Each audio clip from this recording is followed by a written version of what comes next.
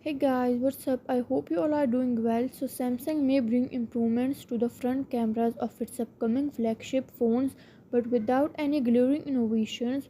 Yesterday, South Korean industry sources reported say that manufacturer is not considering the use of in-display camera technology for the Galaxy S23 and S23 Ultra. The information was released by Lanzo on the Never website. The leakster states that in-screen cameras will not be available on the Samsung Galaxy S23 series. The details should not be surprising since the cost of production is very high and its use can compromise the overall image quality.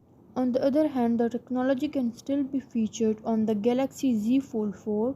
If the claim pans out, it would be a relief for Galaxy S23 fans.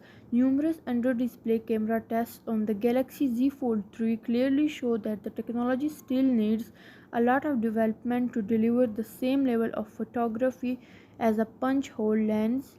Dismissing the under-display camera possibility, early rumors also claimed that the latest S-series Samsung mobile may finally replace the 10-megapixel sensors used since the Galaxy S10, which was released back in 2019. The camera hum on the Samsung's latest model is shown to receive a significant design upgrade where the primary sensor will feature the world's first 200 megapixel camera.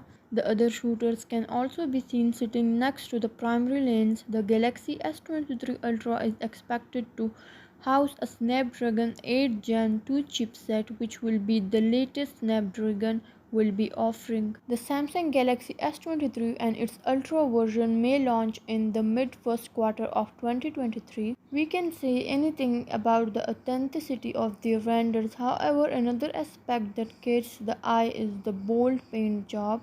A black S Pen is rendered to match the phone, which looks and feel very classy. This information is based upon privately developed renders, so you should take it with a pinch of salt.